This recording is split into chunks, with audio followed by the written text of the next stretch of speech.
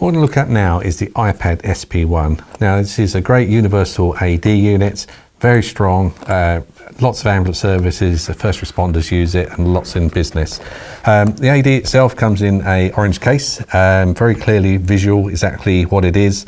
You can see through the windows, so you can actually see the function of it without actually taking it out of the case. Carry handle at the top, it's got little feet on the bottom so it fits securely on the floor, and in the side you can pull the pads out, so it's nice and easy access for the pads. Open up the case when you want to use it. And then in the lid of the case you've got an AED Prep Kit. So here you've got all the bits and pieces you'll need, your razor, gloves and things like that. So that's kept in the lid. So looking at the front of the unit, this bit here is just the plug where the pads go in. We have the on-off button, we have the shock button, and then along here are the graphics. So you can actually tell when the pads are actually on, because these will light up when you want it allowed to do CPR and when you've got to stand clear of the patient. So it's nice and visual. So not only have you got good audio prompts, but also visual prompts on the front here. This is the speaker, these little holes here. And this is a display here to show that everything is okay and it's ready to use. And this part is a switch for switching into pediatric mode.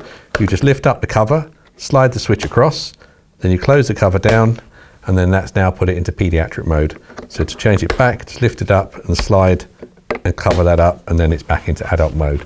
Generally speaking, we would always leave these in adult mode because that's the most likely instance of where you're going to need to use the AED. So the advantage of these units is you don't have adult and child pads, it's just the one set of pads.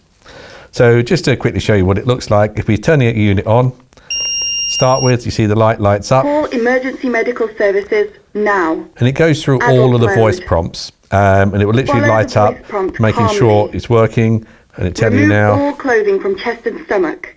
Rip clothing if necessary. So system shutting down. So let's turn it off for a second.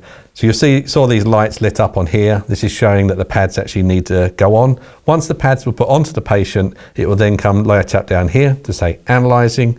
When you need to hit the shock button, this will light up and it will say deliver shock now, push the flashing button, and you push that button to deliver the shock, and then it will say it's safe to touch the patient. The final little button on here is the I button. So when the paramedics arrive, you can push that and it will tell the paramedics how many shocks have gone on and the time it's been on the patient. So it's quite a useful feature there.